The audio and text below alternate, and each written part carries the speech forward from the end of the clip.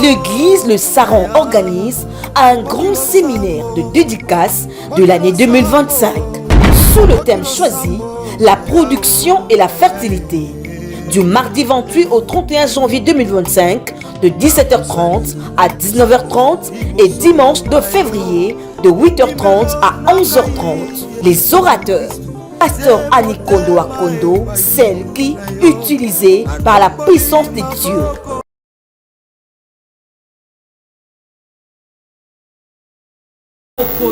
Le destin de Dieu dans ta vie. Je crois qu'aujourd'hui Dieu veut renouveler encore sa bonté. Je crois qu'aujourd'hui Dieu a une parole pour une personne qui est là. La Bible a dit, poussé par le Saint-Esprit, que les hommes ont parlé de la part de Dieu.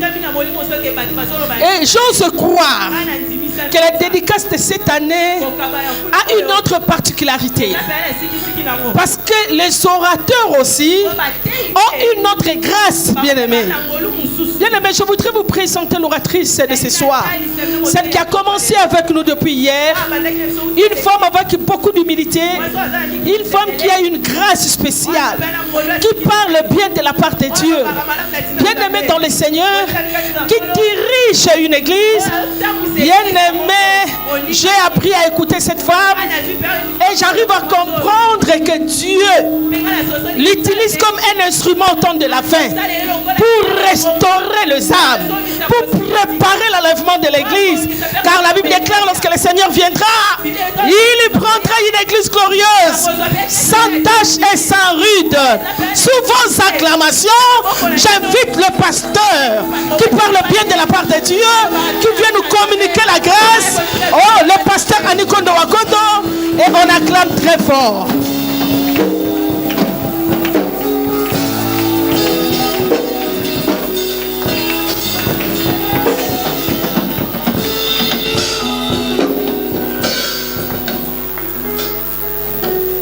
Nous sommes en train de dire au Seigneur un grand merci pour la grâce qu'il nous fait, que nous soyons encore ensemble ce soir. Nous bénissons son saint nom. Aujourd'hui, nous allons commencer par autre chose. Il y a de cela 3 jours, j'ai fait un rêve qui était tellement terrible. Et aujourd'hui encore, avec les événements de notre pays, j'étais en train de dire au Seigneur, jusque quand? Et aujourd'hui, avant que nous ne puissions commencer à écouter la parole de Dieu, pardon, nous allons prier pour notre pays. La Bible nous montre que priez pour le pays là où vous demeurez. Parce que nous voulons être dans la paix, mais notre paix dépend aussi de la paix de notre pays. J'ai écouté l'un de mes frères dire, est-ce que nous pouvons faire des acclamations pour Dieu dans notre pays? Obeteli kaka nanu nzambe maboko pona mboka na biso. Obeteli ye maboko. Obeteli ye maboko. Bakisana milolo pona Congo RDC. Bando tombola nzambe. Merci. Beteli susu bakisa mususu.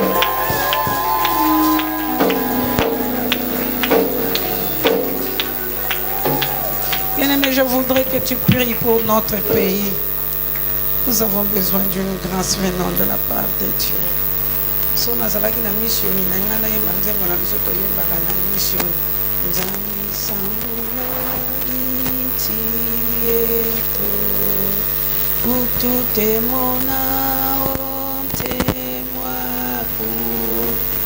Utu ila wawe nzambi.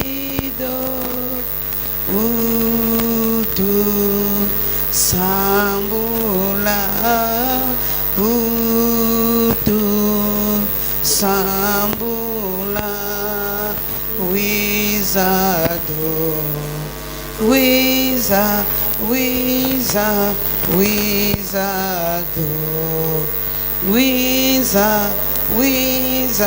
sambula. Tieto Zambido Tieto Zambido. Toi quand on a besoin de Zambata la miso malamu na mboka na biso. apambola biso. Est-ce que tu peux ouvrir la bouche? Commence à prier pour la RDC. Prie simplement pour la RDC. Prie pour la RDC, Yaya. Est-ce que kokyo bando bonde la pona RDC na biso? Est-ce que kokyo tombo la mongongo pona RDC na biso? Yinda Éternel Dieu Tout-Puissant, le Congo pour le Congolais. Seigneur, nous savons une chose, l'alliance est tellement forte.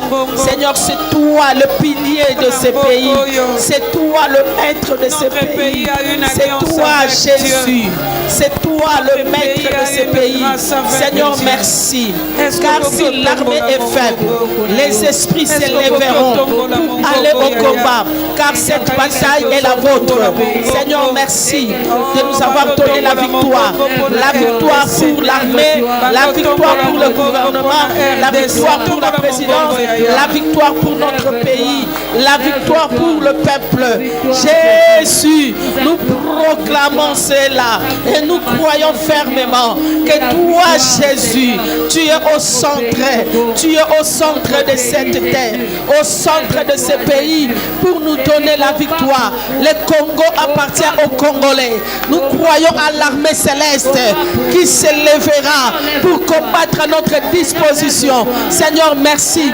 Pakanami Kolo, Mobange Natango, Zambo Yoso Sala, Makapako Kamwa, Zambe na Bommoy, Oyo Mishemonite, Oyo Matoyo Yokite. Proclamer la grâce de Dieu. Est-ce que tu peux proclamer la grâce dans ces pays? Nous proclamons la grâce, la victoire, Jésus. Dans ces pays. Merci Saint-Esprit. Merci Jésus. Merci. Oh Jésus. Quand bien même l'armée peut être faible, mais les esprits s'élèveront pour combattre pour la place. Nous croyons fermement que tu es avec nous et la victoire nous appartient. Et nous le proclamons ce soir. Nous le proclamons ce soir. Dans le nom de Jésus, la victoire nous appartient. La victoire est de notre camp. La victoire est de notre côté. Jésus, tu as pris le devant. Jésus, Seigneur, nous te célébrons. Tu as pris le devant pour combattre à notre disposition, combattre à notre faveur, confondre les ennemis, confondre Jésus, amener la confusion dans les camps de l'ennemi, amener la confusion dans les camps de l'ennemi, amener l'échec total dans les camps de l'ennemi. Oh Sakamabosa, nous triomphons par ta droite, nous triomphons par ta droite, nous triomphons par ta droite, nous triomphons par ta droite. Le Congo pour les Congolais. Merci Seigneur pour l'armée céleste qui s'est déployée pour nous donner la victoire. Merci Seigneur parce que nous sentons Seigneur que l'armée de Dieu est là pour nous donner la victoire. Seigneur, merci pour la grande bataille. Merci Jésus. Tu es allé à la hauteur de ces combats et tu nous ramènes la victoire. Merci Jésus. Cette bataille est tienne. Ce combat Jésus. Mabosam, tu t'es reméboché. Merci. Merci Seigneur Jésus. Merci. Écoutez ceci. Merci. Merci.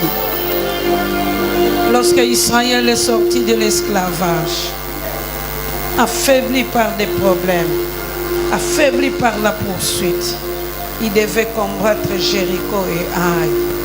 Israël n'était même pas fort, mais la force d'Israël lui est venue de l'Éternel. Nous allons prier pour notre pays, surtout pour la partie Est. Nous ne sommes même pas forts, mais nous nous attendons à lui. Nous nous attendons à un miracle. Comme le fait l'éruption volcanique parfois sans s'y attendre, nous attendons les miracles venant de la part de Dieu. Tombola mongongo, bando bon de la pona partie Est. Nous bananzamba sale la bisongo. Nous kobosa na te bon de la pepona partie Ouest. loba na nzambe na ba frontière na biso nyonso atelema. Tu es Dieu. Nous prions pour la partie Est qui fait partie du Congo. Seigneur, aucune portion de cette terre ira aux étrangers. Parce que toi, tu es allé à la hauteur de ces combats pour nous ramener la victoire. Voilà pourquoi nous croyons à cette bataille, Seigneur, parce que c'est toi le chef de l'armée. Tu es allé à la hauteur pour nous donner la victoire. Oh Seigneur, nous sommes infiniment reconnaissants parce que nous avons un Dieu victorieux, un Dieu qui a combattu pour Israël devant le Philistin, un Dieu qui a combattu pour Israël devant les Amoréens, un Dieu qui a combattu pour Israël devant les Amalek, un Dieu puissant et glorieux qui amène la confusion dans le camp de l'ennemi. Seigneur, les esprits s'élèveront pour aller à cette bataille. Je crois fermement que toi tu es là. Seigneur, une portion de la terre ne sera jamais cédée. L'Est vivra. Vive le Congo avec le Seigneur. Vive le Congo avec le Seigneur. Vive le Congo avec le Seigneur. Oui, ma bossa, tu es glorieux et puissant pour la nation congolaise. Tu confonds l'ennemi. Tu crées l'échec. Tu crées les embouteillages. Merci Saint-Esprit. Merci Seigneur. Tu es allé à la hauteur de ces combats pour nous ramener la victoire. Merci Jésus pour l'armée céleste qui s'est déployée à notre faveur. Merci le Dieu qui a combattu contre les Philistins, le Dieu qui a combattu contre les Amoréens. C'est le même Dieu qui est là à notre disposition, à notre faveur. Nous comptons sur toi. Tu mets la paix dans la présidence, au gouvernement, dans la FARDC. Tu contrôles le camp militaire. Tu es là Seigneur. Quand bien même ils peuvent être affaiblis, mais les esprits s'élèveront pour aller à cette bataille. Seigneur, ramboché. Les gens feront réellement la différence entre ceux qui te servent et ceux qui ne te servent pas. C'est un pays de serviteurs. C'est un pays là où il y a la grâce. La grâce a surabondé sur cette terre. Et nous comptons sur toi, Jésus, le vainqueur de vainqueurs. Merci, le Seigneur des seigneurs, le véritable Seigneur. Berger. Merci. Merci, Jésus. Yangongai nakotombola mongongo nangai na esengo nakokumisayo tikangai natombola mongongo nangai natatola kiti ya bokonzi nayo yangongai nakotombola mongongo nangai na esengo nakokumisayo tikangai natombola mongongo nayo nakumisa kiti ya bokonzi nayo. Oh hallelujah, amen, amen, hallelujah.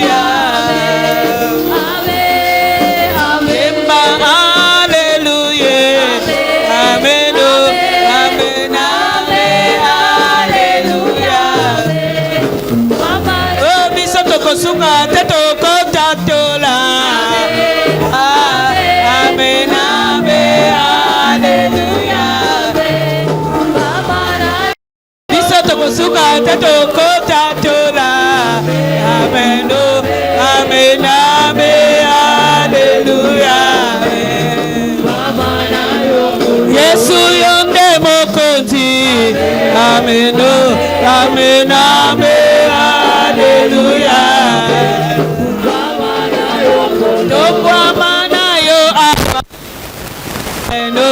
Amen, amen, hallelujah. Oh yes, elongana biso. Amen, amen, amen, hallelujah. Biso tokosuka teto kotatola. Amen, amen, hallelujah. Ay ay ay ay ay. Oh betela ye maboko. Amen, amen, amen.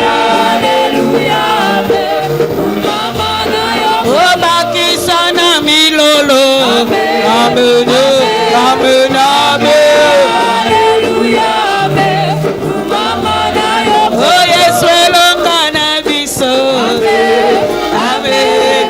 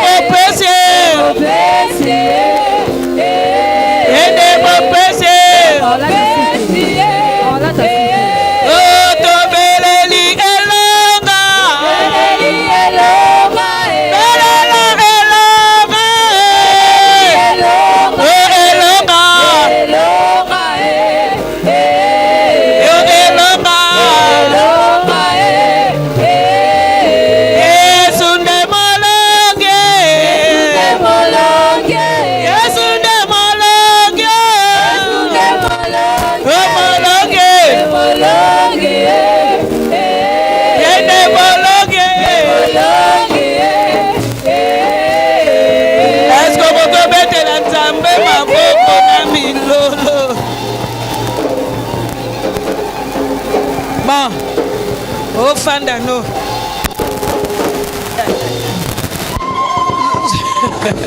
Zoa texte biblique.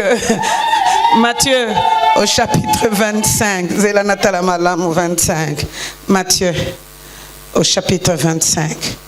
Tobandi na 14e verset. Kino na 26e verset. Yangono ebiso yoki basangwe belele mbisi yo yemba. Kumisa nzambe. Yana makamusu sekele na ngwezali oyembi okumisi nzambe. So ozana tangwa otanga Bible otangi na Bible na yo obondeli lobi asalo yakani. Matthieu chapitre 25. Tantôt au Matthieu na biso 25, tobandi na 14e verset, kino na 26e verset. Écoutez ce que la parole de Dieu est en train de nous dire. Tobandi en 14.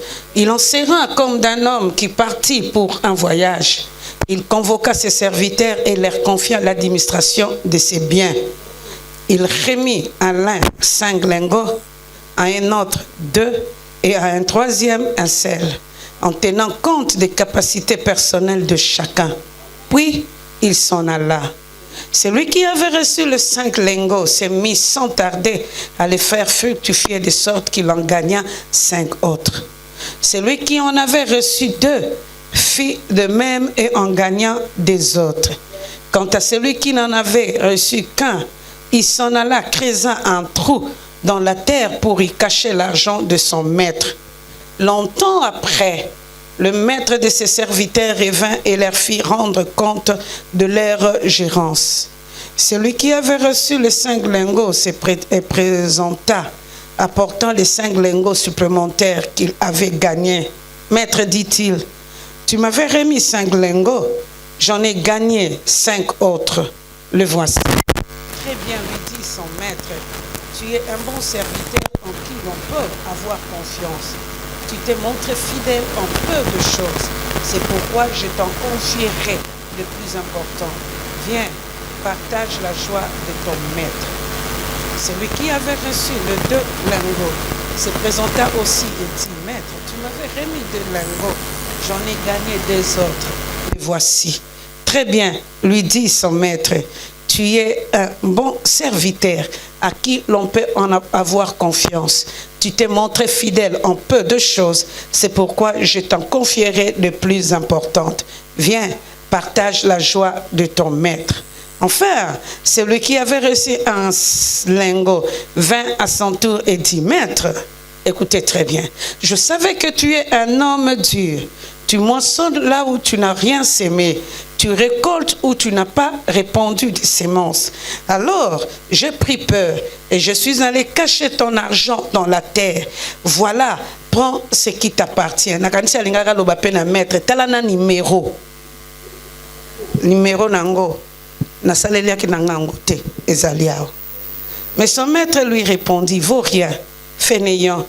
Tu savais que je moissonne là où je n'ai rien sémé et que je récolte là où je n'ai pas répandu de semences. Parole du Seigneur. Amen. Prenez place, que Dieu vous bénisse. Les obstacles à la production. Les obstacles à la production. Enfin, c'est que toi et moi, nous devons comprendre de Dieu. Le Dieu que nous servons, le Dieu que nous prions, le Père de notre Seigneur Jésus, c'est un Dieu, qui a envie que nous puissions avancer. Et lorsque je parle de l'avancement, il ne veut pas simplement que nous puissions croître spirituellement, mais il a aussi besoin que nous puissions croître même dans les séquiliers, même dans makambo bomo inabiso tokokako avancer. Et c'est ça le désir de Dieu. Et c'est pourquoi vous devez aussi comprendre le désir de l'Ancien qu'il a montré à son frère Gaius. Jean 3 au chapitre 1er, il dira à Gaius, je souhaite que tu prospères à tous égards. Donc besoin nzambe na bomo inabiso ezateka tokola kaka na losambo. losambo mais tokola pe na makambo na biso nyonso losambo ekopambola oyo yo salaka po na vi na yo oyo yo po salaka na vi na yo epambola pe losambo na yo. Dans ce sens que je veux donner un exemple banal. Soy na osala na ozanga mbongo opesa offrande te mais pe tant na osambela na obondelaka pe musala nanga ekoka kokende liboso kolakisete que ça soit les séculiers que ça soit les spirituels. Dieu a besoin de voir que nous sommes en train d'avancer. La deuxième des choses que tu dois comprendre de Dieu, azaka na posa teto avancer, mais eloko penzambe alingaka na vi na biso azalaka na posa ete to pambolama to fulukisama na makambo nyonso ya bomoi na biso. Na makambo nyonso to avi. Leto bongole motema sika na 1980 toaki na nzembo na biso moko toza koyemba oh ya ya Yesu kotisanga na lole oh ya ya Yesu kotisanga na lole oh ya ya Yesu wana 1980 to yemba nzembo wana donc pour na biso parce que nous avons trouvé le salut, c'était fini là to die na biso abo pia kotoyo na sa moy to kota tena ba désert pamba pamba maya na kaba biso to die na biso siko kanisa boko yemba bongo lie penzamba ngwa ya akaba bino bodie botika likaka boko continuer kaka bo continuer bo kotite bo continuer kaka elingolo ba pe quelque part vipe il faut continuer siko yo kanisa o sambela malam mais via ngompiaka faux amen po ba oseka yo o dépendre na bato o donc les toko lomba na yo que tu sois fertile et que tu produises, que tu puisses te développer. Donc à tous égards, toi quand on a besoin de te loba na yo yaka na nzambe kola, mais toi zape na besoin to mona progrès ya vie na yo. Pona oyo atanga ka to mona pendenga zo progresser na betude. Pona oyo asala ka to mona pe progrès na ye na musala. Pona oyo pe ateka ka ou amilukilaka to mona pe ko luka na ye. Emata. Yango ane oyo nzamba sunga biso tokota na tous les domaines de la vie oyo permettre te totika la ndenge moko te tokende liboso. Ça fait du bien hein, de voir le frère ou la sœur avec qui tu pries Oyoko po angindi. Ça fait du bien. Frère Nabiso. Ça fait du bien. Boyoki pa matigrade. Frère Nabiso. Ça fait du bien. Boyoki pa keliboso. Frère Nabiso.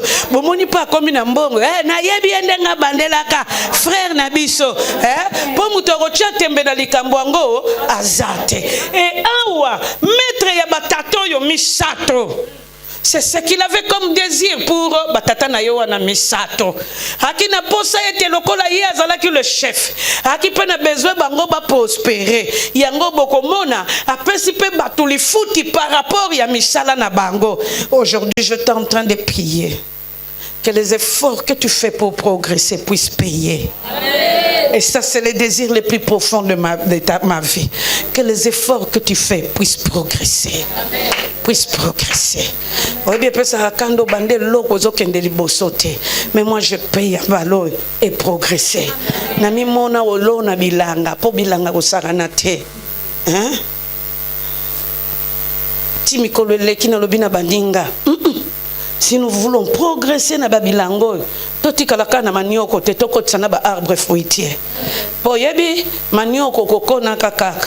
Okona kakaka kotikalaka ndenge moko. Mais arbre fruitier après 5 ans ebandi obotela yo. Kotoyo na manioko, kotoyo arbre fruitier. Mais tellement que tolingaka kolia ya mbangu mbangu.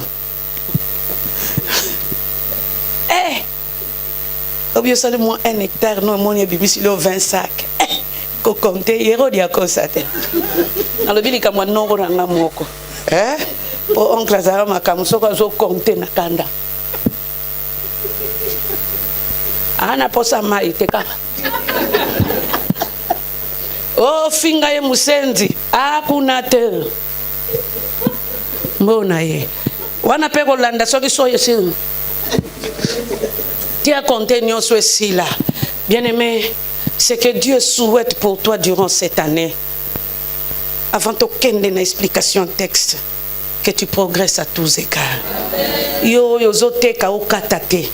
Okendeka liboso ye oyo kotango katate tokoyoka yo toya na collation na yo ya LMD tokoya appeler ko sala doctorat na yo ya bino kuto komi facile soki combien d'années aussi ici ya biso kemba if you kembing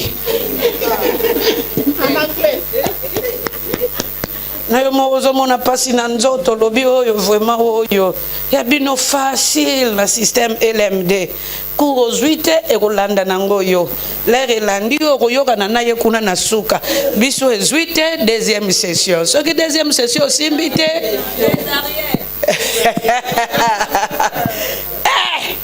nzamba pambola bino mais le souhait doit être ton souhait.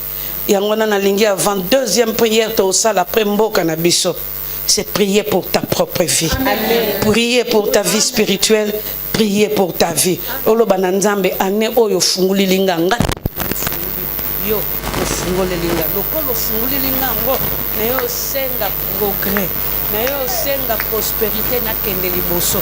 Oza d'accord na ngai?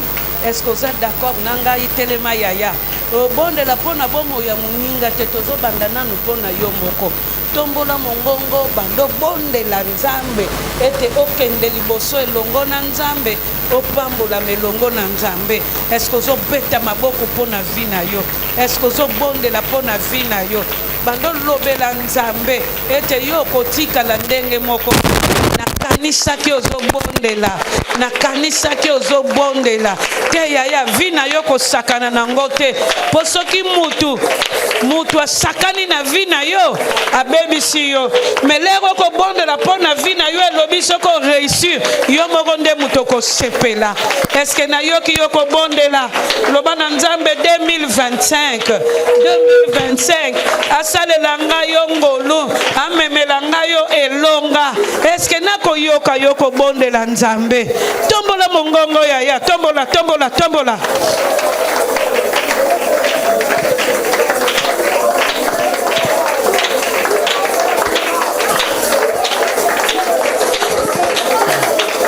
est-ce que vous tombola mongongo pour na vie na yo?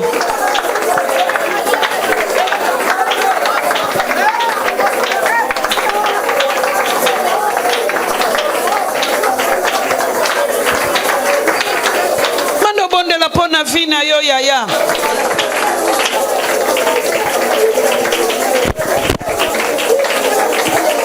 Landa, merci Seigneur Jésus. Musala nini yango salaka. Musala nini salaka. Aujourd'hui nous sommes le 30 décembre. Il nous reste un jour pour Tosilisa. Moi et à janvier. S'il te plaît, musala yo salaka. Pando pambolango. Olo bananzamba pese mayele. Efungwa mapoyo fokende liboso. Osala ke logote lelo za mkolo wa réflexion. Hein? On a mon petit belé, banda fanda nanda kwa mama na bango na tata na bango surtout biso na banda kuna biso étage amike miki oyo. Mon na ba zozela lokatera nda kwa liboso afuka. Babimi pe 20.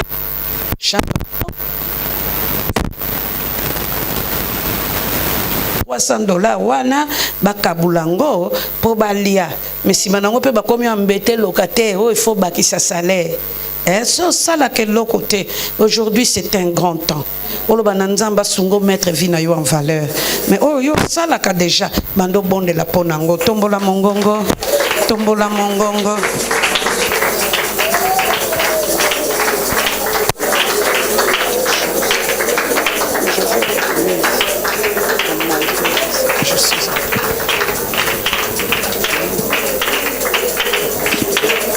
Est-ce que vous bonde la nzambe?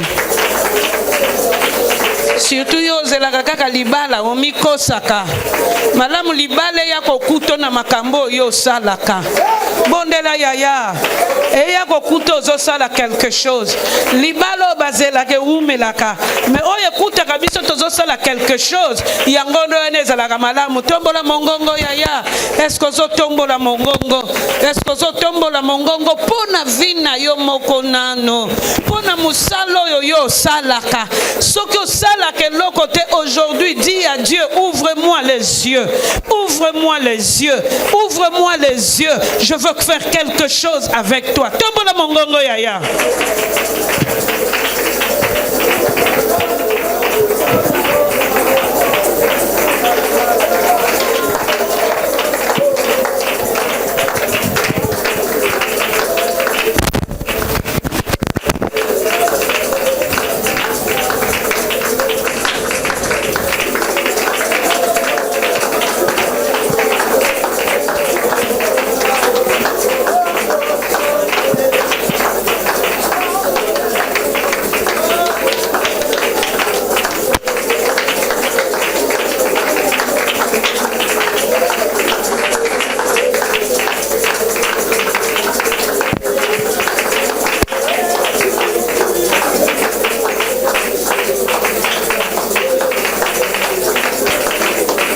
Merci Seigneur. Le colapetozolo balikamba productivité dans la vie. Nous allons aussi parler de la production dans l'église. Nzamba songa biso église. Là comme à la fin de l'année, domi compter par rapport à l'effort au biso to sali. Domi compter. J'ai gagné autant de personnes pour toi. J'ai affermi autant de personnes, hommes et femmes, je les ai affermis. Tombo la pe mgongo, bando bon de la bonne église. Bon de la bonne église. Bon de la bonne église.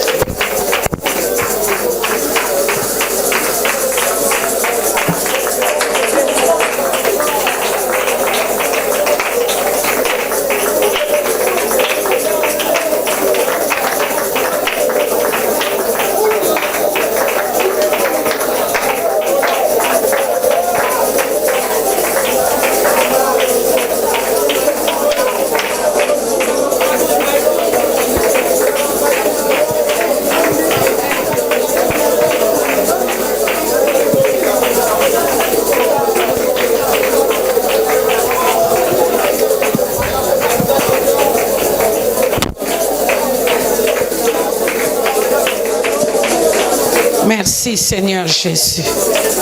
Amen. Fanda noto landa texte. Bien-aimé tato yo l'air alingi à voyager. La Bible nous montre qu'à bengi ba serviteur na réunion so l'air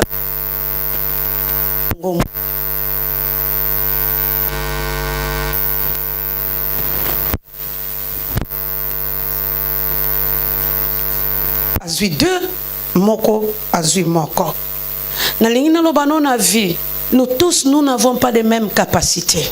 Yango ko lula oyo muninga ko sala te parce que yo po kokyo sala oyo yo kokyo sala. La deuxième des choses, mais mutu mokota ko wangana devant Dieu, nous tous, nous avons reçu des talents. Amen. Tozui et lokoyo to kokyo salela. Yango na lokola tozwa et loko zane loko yo kokyo salela ko bosana kate na vie. On ne néglige jamais les faibles commencements. Au monde en okakeza mukie, mais tout est important devant Dieu. Mutu musupu ateka azozela ba pese de grandes choses. Yo kaya botinde langa $10,000 o kama ndenga ubambemela. Meta musuyo zalaki ka na 300. Ndengo kokende nango liboso o kamwana ke liboso ndenge nini, parce que ça soit peu et beaucoup, nous avons reçu de Dieu et on ne peut jamais négliger ce qui est notre départ. Ce qui si bana nanga église mikolo eleki na bisi bango na ko teka madesu siko bango le ba oyoka madesu ba yebika Paul lelo pe na teka nanga madesu nasombaka basaki na ngai na ba client na nga kote kuna sha ya koya te mais bango le bazako yoka na oteka madesu bango bazalaki okanisa ke eza ndenge na tekelaka lelo nzoka madesu wana nazalaki oteka ezalaki na sombi kopwa madesu na lambi na longoli ya bana oyo etikali na teki po na yebaki na ana tala moko ya makusa lokola na ana ngo eke batu bazalaki olinga kolia biloko na nga na teki na sombi mususu na lambi na longoli ya bana ko bana mibali balingana na bango madesu na longoli ya bango na bombi oyo etikali na teki ezalaki pe na bangonga oyo batu mususu aye ko luka yo alobi mama lelo leo kolamba madesu koteka te na osomba nzungu yo yelanga kaka la omona nzungu ebimi na moto na longoli ya bana na kei na tiki nzungu pa importation na zuilar na kosomba mususu na lambi rapidement mais wana pe mayele so na sina teki nzungu bongo olie na somba desa kombi ya madesu na osomba ka moko polere wana sakombi nde mutu ezorenie nano na osomba ka moko po epola te ko calculer kaka. Bien-aimés, nous avons reçu des talents venant de la part de Dieu. Et en abana na batonde pour basa la production ba découvrir te na zana nini ko ute pa ya nzambe. Pourtant musuto ko luka makambo minene en réalité nzambe zo mema biso non na makambo minene te akoki pe ko mema biso par oyo ya mikie pour memela biso ya minene. Batato yo mibale bazimbongo ko ute pa chef. Bango nyonso bazwaki. Mais qu'est-ce qui a fait que oyo asukaka? Mais qu'est-ce qui a fait que bamisu bazalaka félicité? Po oyo wana azala félicité te. Parmi les obstacles qui nous empêchent de progresser, la première des choses lorsque nous recevons quelque chose venant de la part de Dieu, il faut que nous soyons prêts à faire des bons choix. Bons choix. Nakamwa ba mama mo bakozwa mbongo na finka. Ba na longoli kombo. Oye animba kate, alala kate, abela kate. So defi ya tozalaki na hôpital au futa. Au futa. Donc atozalaki na hôpital. Faut la mko futi la finka. Ato kufili okole la finka soki aye il faut pesa mbongo na ye po ye akufila kate abela kate animba kapete bango bazimbongo ya weli mbango akosomba lopango na matadi kibala une très bonne idée mais oye bake ufozongisa mbongo abato soki mbongo nyoso tu ekoti na mabele au futa mbongo ndenge ni un petit exemple elle avait eu $10,000 à Kembango sombi mabele écoutez ba 9,000 et quelques le temps zoa ba papier na nyonso 10,000 à bout pia mais chaque mois elle doit payer quelque chose donc mon été à mon akina ya sali malam. Mais c'est un mauvais choix parce que ça te met dans l'impasse et au foot mbongo yangana. Pour chaque mois, il faut foot mbongo. Tandis que baninga mususu bazalaka mayele. Au lieu ba kendo ko somba koto ezalaka déjà habitable, ba kena bango bazui banzenga.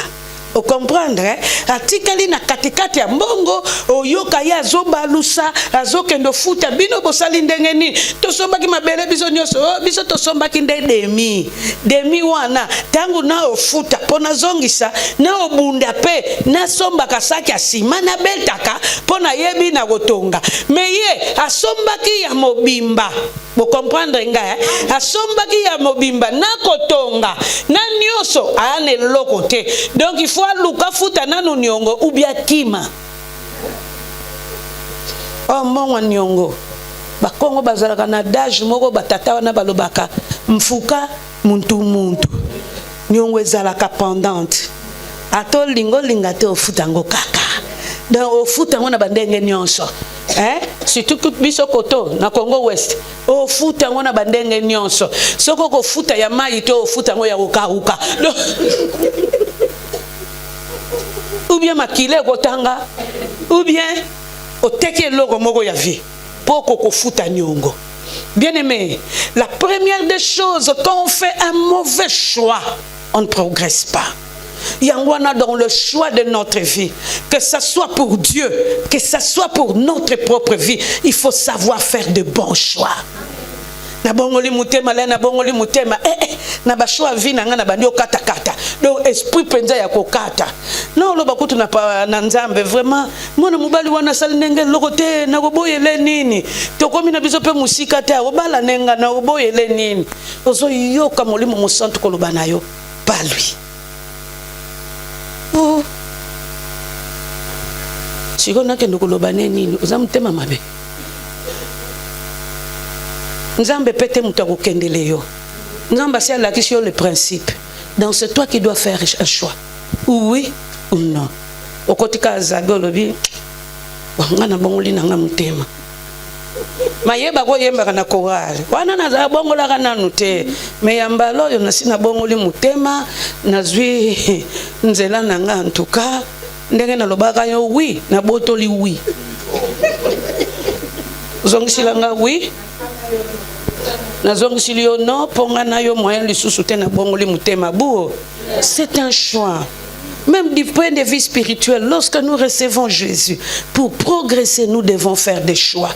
Parfois des choix qui nous coûtent, mais qui sont des choix difficiles. Na bossa nakate, toi kola tabilamba moko na ba cousine nanga. Mais biso pe tozaka bana makambo, hein? Tozao fana na 3 maisons. Moko na bandal, moko na lingwala, nga na kitambo. Sikoto osala ba merger. So chéri assemblée yo lobby eza ya mutu kitambo. Nonga. Nga peso ki batuni nga na lobby ya mutu lingwala. Mutu lingwala peso ki batuni ye a lobby ya bandal. Mais biso to yebi je na biso. To yebi kakete na zigzag to beta luka mutu yo okosila. Biso peso batuni yo elamba ono yo kape oya lingwala tunyo mama lingwala tunyo elamba na mona kina Lisiane eza ya yo mama yangai. Ebetami Yangai. Donc tous allons na moi j'ai nabiso. Mais lorsque je me suis converti dans le binayana bayana ngawana. Moko yaya moko leki. Mbalo. So basombeli bino bilamba boko silanga te. Ponga na bonanga. Ponga na bonanga. Je fais un choix. Mais si ko choix ono sali ezape ya makambo. Posiko okolati la ndenge nini?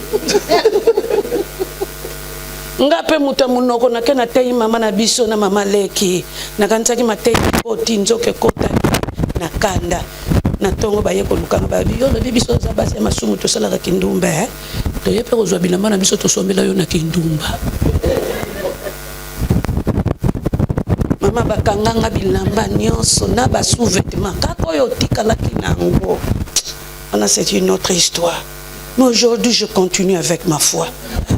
Namona na elambo bachaka de garde na sous-vêtement ndenge lembi elongwe namona ndenge nini elastique ya silipi lembi donc potonga ngo malamu foza na singa batongela ngo na nzoto na sete posoko tongi na se ko sala boy depuis la na moi équilibre il faut tongela boy aussi lisio landi mususu mais dans tout ça je le faisais avec choix parce que je fais un choix devant le Seigneur.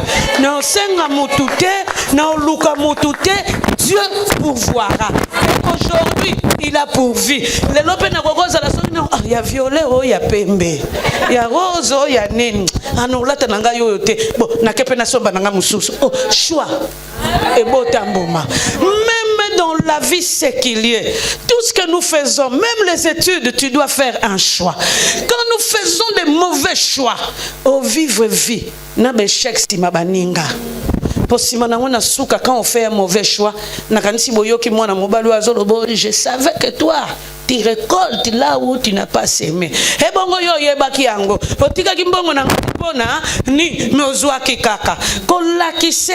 Si tu fais un mauvais choix, tu ne te développes pas. Yango wana la deuxième des choses que tu ne peux pas faire dans ta vie si tu veux progresser, si tu veux produire, ne fais pas des choses parce que les amis l'ont fait. Au Koufa. Bishop Mamé Belé. basali ba commerce mais ba progresser te. Yo kalome bango nyonso lome. Siko boza 1000 n'église moko boke ilome. To sombela nani, to rotikela nani. Et lorsque vous revenez, ce sont des mêmes articles. To sala na ngondenge nini. Pe ba client balingaka amona mwe loko moko ya rare a sepeli. Mamoni yango na ye, amoni yango na ye, amoni yango na ye. Nani yango akosomba. Et vous comprenez parfois, nous échouons et souvent nous rendons d'autres personnes fautives sans comprendre que c'est notre vie. La troisième des choses qui fait défaut, n'incombe pas tes échecs sur la tête des autres personnes, parce que ta vie reste ta vie. Na bato bele onga na tanga ki na ngati po bafutela nga minerval te yo kanti batu nyonso to bazalaka bafutela bango minerval na ba parents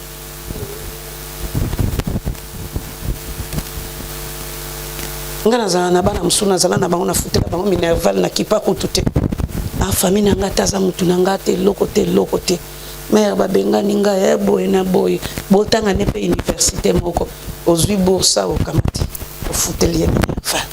Ok, non. Sans demander quelque chose. Et ça la mala.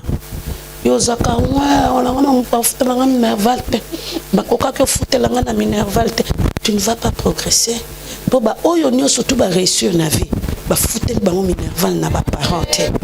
Ngolu ezalaka. Et biso tozana ngolu a malam Jésus.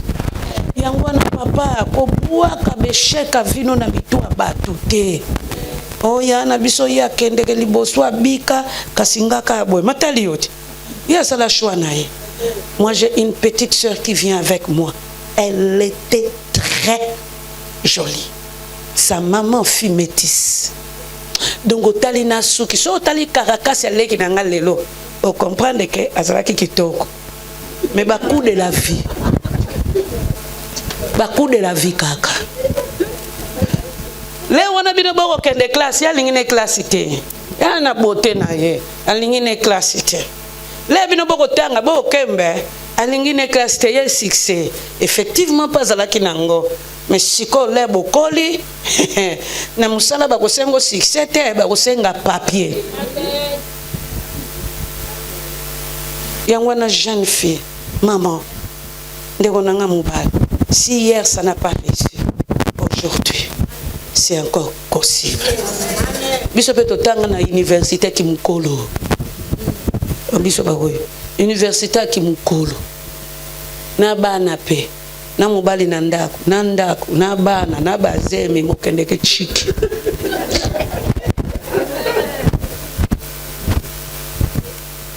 Sacrifice kaka.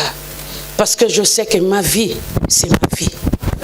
Moto yazana posa ko progresser ce que comprendre te vinaye za vinaye olé la lobby. Oh, parmi les obstacles oh yozo salete ba vina bisoto koka ko produire te productivité koka ko sala maté c'est vouloir faire ou avoir comme les autres. On se dit nous n'avons pas eu les mêmes talents. Bon, on était na 3 personnes. Parce que talent de ma hôtel. Boni nzamba kokoza l'injuste asalanga lekola yetete poye zaye yo zayo. Tu ne peux pas chercher à être comme les autres. Tu te dis je veux être comme maman Annie, mais tu ne sais pas depuis 1980 tilelo ce que j'ai eu comme problème, ce que j'ai affronté comme vent et ce que j'ai aimé avec Dieu. Tu ne peux pas les comprendre. Yango wana, tu ne peux pas faire de ta vie comme la vie des autres.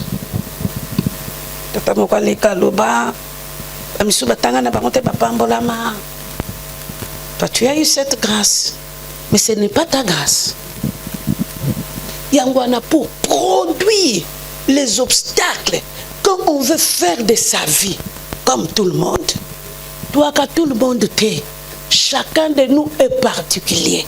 Même devant Dieu, yango wana yo botami na mukolo no, ngape na mukolo nanga. Même kutu ntimba na nzuzi bazane kara ba air. retard msu ya minute oyo abotami après 5 minutes oyo alandi me yebani ye ntimba ye nzuzi po ayaki isima babotami libumu moko me baza ndenge moko te bakoki pe kokokana bilongi mais na personnalité ce sont deux personnes différentes. Ne fais pas de ta vie comme les autres. Surtout biswe bele na Kinshasa to lingi to kokana na batu. So mekyo kokana na batu. Odinda.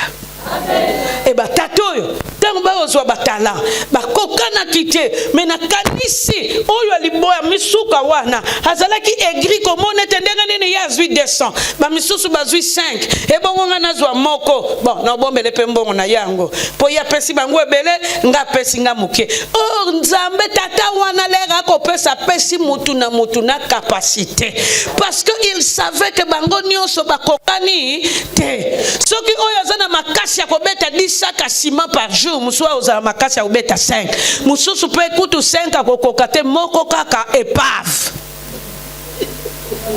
Pourquoi?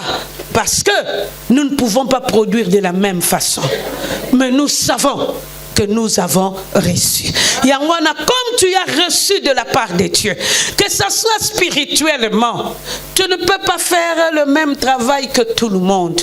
Tu as un travail, une spécialité que Dieu t'a donné. Lobina biro na oseka.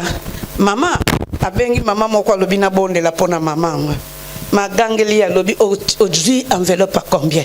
A gangeli. A lobi yo koko zo ya bongo ti.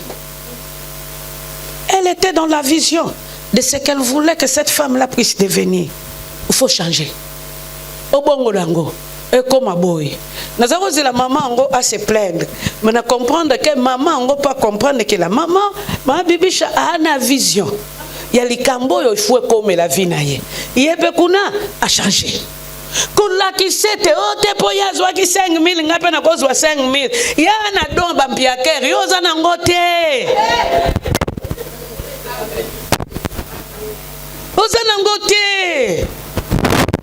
Le jour où j'ai compris que j'étais différente des enfants de mon père, c'est le jour où j'ai mis le sérieux dans ma vie. Parce que je n'étais pas comme tous ces enfants-là. Et c'est le jour aussi, je étais la première à accepter Jésus. Le pasteur na maman na memuta banda kop nga. Pe oyo yake ya l'air yelzalaka. Yo na bana ba ontena yo action de grâce. Ya maman mulimu. Wana échanger tika lisunde côté comme maman mulimu na kozwa na ngape. Na ozwa. Parmi makambo et ça la obstacle na vie.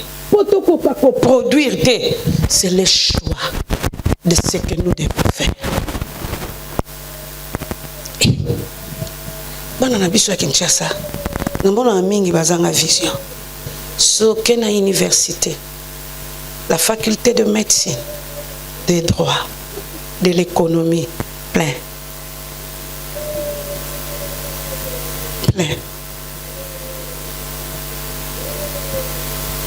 La relation internationale, plein. Et si quand tu demandes aussi dans la vie pratique, qui sont les plus grands chômeurs, droit, économie, relation douana, grand chômeur. Sur les 50, donc 100% des chômeurs que nous avons, en tout cas, il faut que la faculté, 70% ce sont ces facultés-là.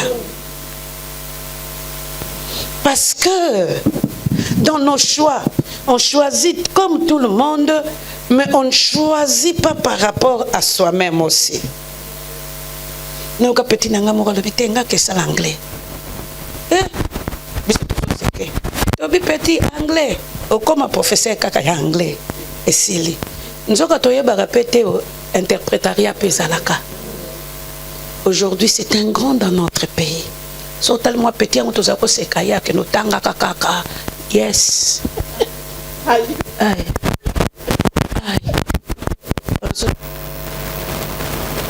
Na madesu.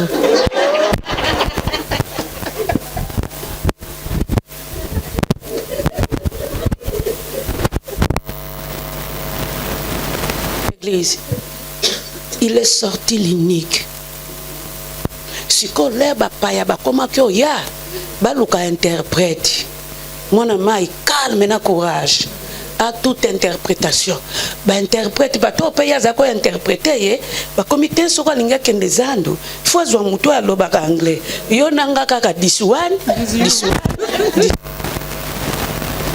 yeah la baboko ke Grande-Bretagne au monde muta sali 50 ans soko lobine mama toke wenzo yo kaka zolo bana muto this one ni this one yo na sikoyo so batunie combien de kilos combien de grammes wana eye mindondo tout one soka leki wana aussi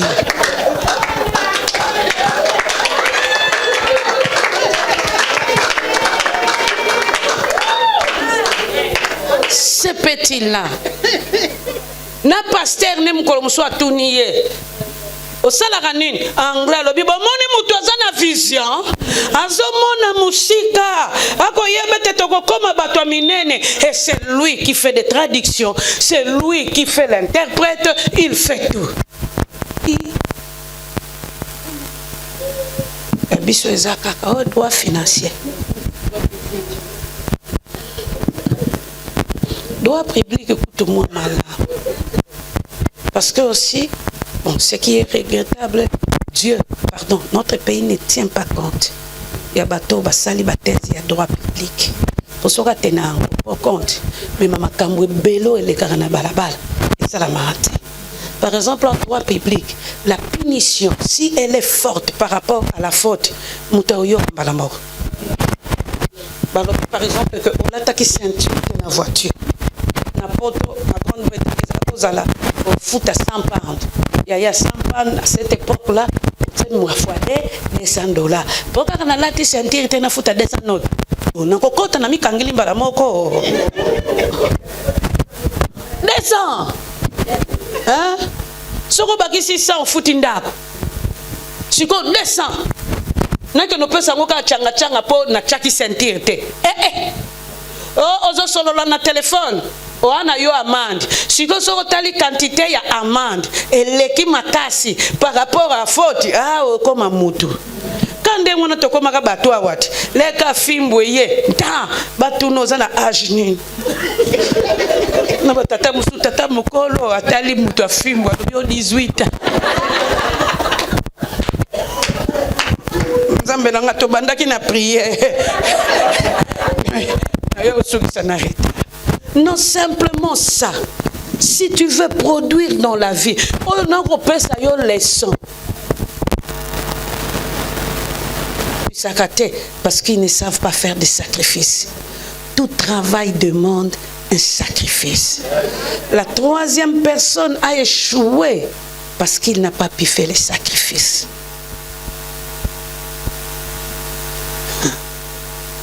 Je suis devenu pasteur. Vous savez, mais dans le vie de oui. Vous avez un mutukate. Bana basambelaka na ISC yoza pasteur na mombele. Pour moi sina mobali to yoka na kilokola bakabuli biso be église to mema bana wapi. To bona biso pe bana ba bebi sa foi na bango. Botika na a. Lokola muninga pasteur ande kona biso muninga na biso bino botika la. To tunila bino rapport biso tika toka no bunda na mission yo ya ya kuna mutu na kana ye na minduki na ye na bitumba na ye. Mais c'est moi qui étais la maman. Donc avant au coma na mombele tongo na bana nanga yoko apprêter bango OK yo déposer awa opimeli wana OK mombele gombe mombele mais c'est toi le pasteur, tu dois arriver à temps, mais il faut t'ikaper bana. Et Dieu merci. Les bayaya ba komi okola. na responsabilité à bayaya chaque fois autour il faut aller voir à l'école ce qui kingandi à kotaki il faut faire après un mois il faut les kayomoko et aujourd'hui je peux être dans la joie parce que je me dis les sacrifices sont payés. Mais bato belé balingi ba gagner na vie balingi ba produire na vie sans sacrifice ya mwana ki bo Kristo pezo yebana te mona mu Kristo akomi muyibi mu Kristo akomi sala n'importe quoi et yebana te exacte po oh nini mais parce que sans sa sacrifice na vie exact. Et quand tu montres ta foi les roko sala bongo bato bakomo bundiso bato bakomo bundiso kasi na sala peka ndenge mo na bango ba ufinga nde nzambe nayo bango ba ufinga bango te po ba yebi na bango basi ba beba na bango mais yo nde mtozo na yo pe mto sambelaka ozwe bele boye basala ka bongo te batika ka tandambo na kesi bakomo seka na nzambe en tout cas ko sambele beba. Tu veux produire, s'il te plaît, le sacrifice. Sans esprit de sacrifice, tu n'avances pas. Et parmi les échecs et belés que nous avons, c'est parce que nous ne savons pas nous sacrifier. Tolingi a pété. On a besoin, il y a qualité. Parmi biloko yo ko salete, ils ont obstacle. Ils ont manque d'intelligence.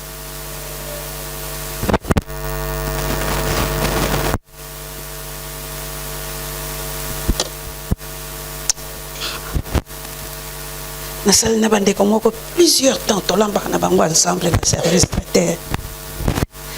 Mais après plus de 20 ans ou 22 ans, je ne peux pas leur donner une marmite ba épicée. Mais tandis qu'il y a une fille, ça fait presque 7 mois. Na bongisi na likamwa kolamba, je peux fermer les yeux. Na yebika ko épicé ndenga na salelaka. Ausukisila ndenga na salelaka. Ba oyo wana mususu babosa na kakaka. Mama kutu na bosa na kifale na chango. 20 ans et babosa naka. Mais cette sœur là, 7 mois kaka. 7 mois. Coaching ya pamba na okokanga misu pour faire la viande avec les lardons ayebi sona lobi alambelanga madesu nino ayebi sona lobi salelanga boye lelo changer méthode sala boye abi mama na yebi na osala otali pa sali osepeli mayele bato belé mayele na mutu ezate yango na pour produire mayele pe contact boyo kanzete ba mamo ya tanga nete ateka kawana mayela ko balusa mbongo ezali yozo mone kaka za na mbika wangila mayela ko bangisa mbongo eza wana ayebika so mbika nanga ifona somba ntangi sona sombi ntangi nanga ifona somba na mbinzo bukutukutu acheli yo sorti nyonso yozo kamwa nini yango ateka na biloka bien te masombi lupango mayela ko balusa mbongo. Donc, garçon, mon poison et la maman na bango, c'est un garçon que je connais, a commis sur sa mère. Alobi, maman abiso, azalani mutu amboka, makoli si biso na Kinshasa, na obanga nzambe. Maman abiso, azalani illettré, mais maman abiso, atangi si biso. Na kati na biso, même ba professeur d'université bazali, illettré. Ici ba professeur d'université. Abi mukolongo nazomona ngo l'air a commis ngo sur sa mère pour maman na bango ngo utaki okufa. Na yuki malamu moko un garçon qui est en train d'honorer sa maman pour dire que azalane il était azane lokote donc so tali maye la classe so pesi biki azate l'air bino bokolo ba Jean ya lo baza azanete mais kaka na kizana ye wana na moko kombone Gilles mais yaza obenga Zulu na ye na kaka wana bazulu na ye batangi bazulu ne ba po ye pazaki na bana ndenge Jean Jules Alfred bango nyoso abenga bango na ndenge na ye Zulu za na lufueteti bango tout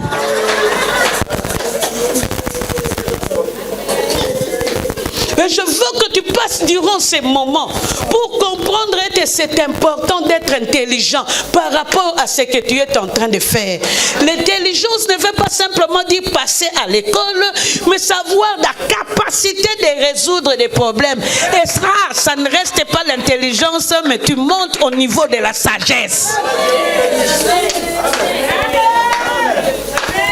Parmi les obstacles, les gens ne sont pas sages. On a $1000 à mon bongo. Boudin leki. Boudin. Oche. Oh, mbike zalaka bien bikisa kamaladi. Mwana mbika. Olongoli yango na poso nango oche. Bongo mukolo wana osi olie boudin, osi olie mbika na avocat. E bongo lobi. Mwamba koto. Maki koto. Bénéfice yango kota yango ya combien? Mais mbongo wana yango kolesa bana. Yango pour futa minerval. Mais si tu n'es pas sage, tu tombes dans des jours. Dans des jours. Parmi les obstacles, on est ça la quête de coca produire la peur. La peur. Et Mutamisa to wana suka lobi. Chef, j'ai eu peur. La banga kinanga makambo. On dirait yeko la waki congolais. Banga makambo na leta mako banga yo. Abanga kinaye. Abanga kane makambo. Et yango batu ebele okoka ki kopambola ma depuis kala. Mais parce que tu as tout le temps peur. La peur crée toujours l'hésitation. Amen. Amen. Oh, attends. Tu ne le fais pas à temps. Tu le fais en retard et tu peurs.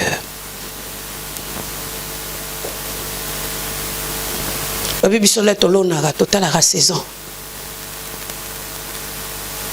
Si on a la saison B, na yebete mvula et aux alamwa moulaïté et aux onganango. Juste un mois avant Bamboule Kende. Atana loni na yebete mabele ozala nanu malili na mvulo yo wane ko continuer mais ko bota ndenge moko te so na lona ki na saison A. Pour la saison A l'air mvula ese bandi obeta ngana olona en tout cas biloko nango ezala kana ndenge mususu par rapport ya oyo tolonaka na saison B. Et na saison B ezala biloko oyo tolonaka oyo ezakaka ya ba 3 mois. Po yango elingaka lesek elinga mvula mingi te.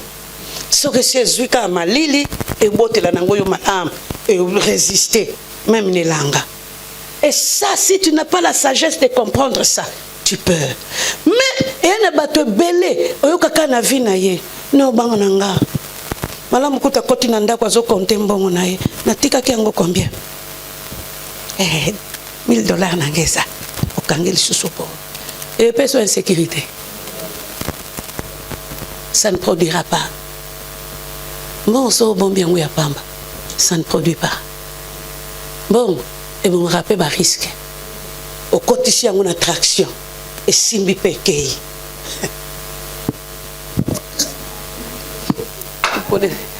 Les gars qui n'ont pas de bala nanga. Moko gangi n'achète pas ces voitures là le vieux petit nanga. Yo zila malembe. Au sombio moins cher. Au chemote, au saliboy, au touti. Pekei. À ta bénéfice à 500. N'est-ce pas ça 2 mois kaka na 500. Eh yo mona ola tenga mona oye balongindo. Wana zotala ba epava batuna ba mapango ngana. Oh kamo yango mamo vigilance na bepaf.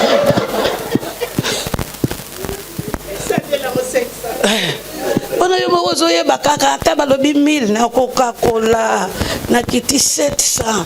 Oh, wana siko natali oh marque nini so moni Nissan Kima Toyota lala wana oye biko nginda no. Quand tu as peur tu ne le fais pas. Nous ne regardons pas par rapport à ce que nous voyons, nous regardons par rapport à ce que nous pouvons apporter. Au monde neti mkolomzuna ocheza voiture moko kule o voiture nani on va bien ma pasteur aoteka na oteka ome na peso 4000 mbango wapi na biyo moko tikala na ba peinture na yo ya mona rien mère teklinga bien Nga calcule. Calcule yaya. Yangwana s'il te plaît que ça soit dans ta vie pratique. Longolande kobanga. Ba français pe balobaka qui ne risque rien n'a rien. Yangwana yoka nzambe sala. Tika kobanga. Et cet homme-là, parmi les choses qui l'ont fait échouer, kobanga. Kobanga na yemute sali échoué. Et bato belé même dans la vie pratique en tant que des chrétiens, bato belé nga banganga. Nani yango botama na mateya. No banganga nga wana soko ponier. Yom to sala officiance lelo. Nga kutuwana no kokana ngate. Oyo kabeli.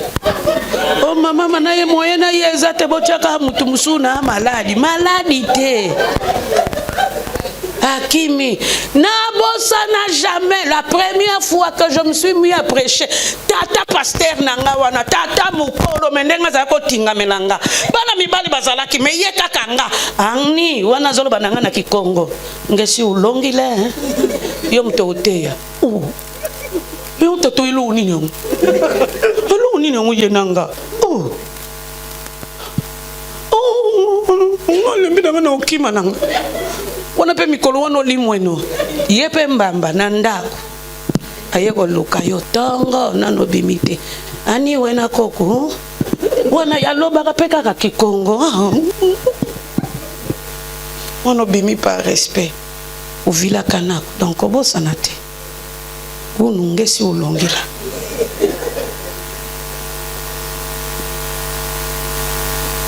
kute ku maladi mena yako donc le bate koza maladie. Malade ou non, si ou l'ongila. Et cet homme-là, il était tout le temps derrière moi. Il a vu ce que Dieu pouvait faire avec moi. Il avait vu. Il y avait des garçons. Papa Kondo aussi était là. Il encourageait nous tous. Mais ngande. Allez, qui c'est là qui s'est fait. Donc, deux amours, les gens qui n'ont pas nanga. Oyo gata mususna yebi premier jour le na okendo teya na kende toilette 5 fois. 5 fois je vous assure. Donc fandi liboso eloko ezobi manangote me posa masuba kaka okende kaka oke toilette ozongi tangwa mateya pe kokaka te ekoki donc atolinga ko limwa ozape na donc limwa te okoteya kaka. Qu'est-ce que je prêchais? Je ne sais pas. Mais je savais simplement que j'étais ligueuse. Je lisais ma Bible chaque jour. Abuo, pia. Nagobeta kaka moko na oyo natangaki. Oyo goya, eya.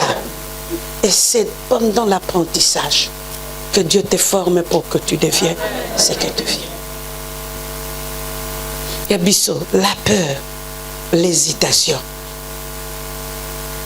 Parmi les choses qui font des obstacles, la négativité. Nous voyons toujours les choses d'une manière négative. Et simba nangote, na yebisaki we simba te. Na okoka dangate, na yebisaki yoke bisoto botama na kokoka. Tu ne peux pas produire si tu es négatif. Tu ne peux pas. Oh, mona kako kesi kango sali accident okufi. Oh, es accident. Exact. Donc, ebi batu musu négativité na bango akomi bomelo oza na bomoy. Ah, yo na no mona te okepe sika ngo okufie. Na kufila nini? Oya kendeki kuna kufa kitenga na okufila nini? Poni ni ko prophétiser lenga mabeboy. Oh, mona posombi biloko ngo odindi. Oh, nani ngwa dindate na sena moy so na dendi na ko telema na ko zongi la lobby. Ah, buo pia. Et même dans la foi, si tu ne sais pas oser, tu n'avances pas. Tu n'avances pas. Nicodème, nous, pardon, Nicodème, oh nanyo, mutoyo, mutasonasi, oh nan, wa mukuse. Zache kuto. Natmwa taya mukuse. Aweba kiteka za mutasonasi. Mutasirance. Tamwa mukuse. Mais à Meka pour mon Jésus à Matatine c'était kaka pour tombwana et ses efforts ont payé. Soka lobaki na nanga mukuse na okoka na ngate, il n'allait pas voir Jésus. Mais ce jour-là, parce que matati nzete, pour amona kaka bakisi moi longueur. Amona Jésus bakutana. Jésus a ngope makamulera amone ka lobine yaya. To shuta na paleno. Bakomi ba camarade s'il te plaît, tu n'avances pas dans la foi. Tu n'avances pas dans la productivité. Si tu vois toujours les choses d'une manière négative. Il y a des mamans belles, des belles, tout le monde a un négatif. Ça n'a jamais.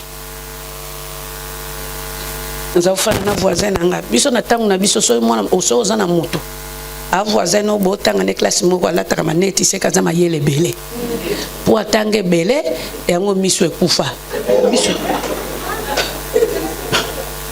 Biso tozaki na biso ko kanisa bongo. Pour l'époque na biso ezaki omono ala takalinete o ala takalinete o yebika oh ngangu. Yango atala na manete. Voisin nga za ala takalinete. Et puis c'était un garçon.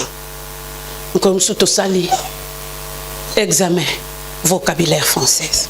Pas poser ma question, sans répondre nanga. Une femme qui parle beaucoup, comment on l'appelle? Eric Inakata. Une femme qui parle beaucoup, comment on l'appelle? On appelle la Loquas. Mais Nathalie voisin. On a tous une vérification thématique.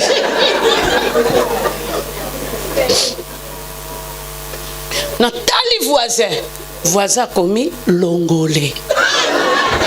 Taka alata maneti. Mwana mobali seke yaza mayele nakamati pe yanga na bomi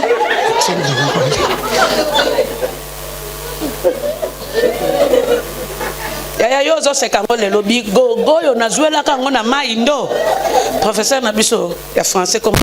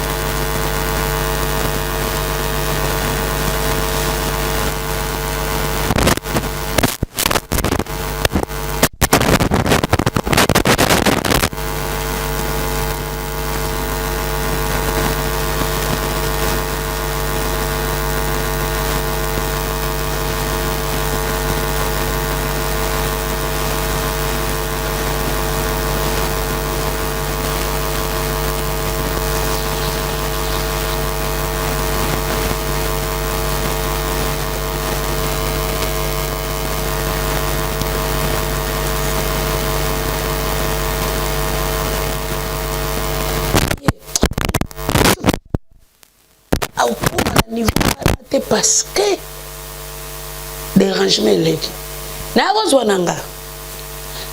nanga oyo azo na tia serie mikolo na kokamwa kaka pas 20 pas non mais so mikolo na déranger na classe moko musu na yo kutaka muninga moko ye otalanga na ndako atuni mama ni aza koteni oyo aza na sima aye malemba kutinga na utanga na ukoma alobi yo déranger baninga na classe nzoko otanga kana yo ngalobi ne bonga tinda ko landaka. Bien-aimé, tu vas produire à la fin de cette année de grandes choses. Sois sérieux dans ta vie. Parce que l'heure a sonné. Dieu veut faire de grandes choses avec toi. Il y a une saison qui est ouverte pour que tu produises. Pour produire, que ce soit spirituellement, que ce soit dans ce que tu fais dans ta vie. Tu vas les faire. Mais aujourd'hui, il te dit, il y a aussi des choses qui font défaut. Enlève les défauts. Focalise-toi dans ce que tu fais. N'oublie pas d'espérer en la grâce. N'oublie pas ce que nous faisons, c'est la grâce aussi. Nous devons prier. Nous devons donner le temps à notre corps de se reposer. Nous devons aussi espérer.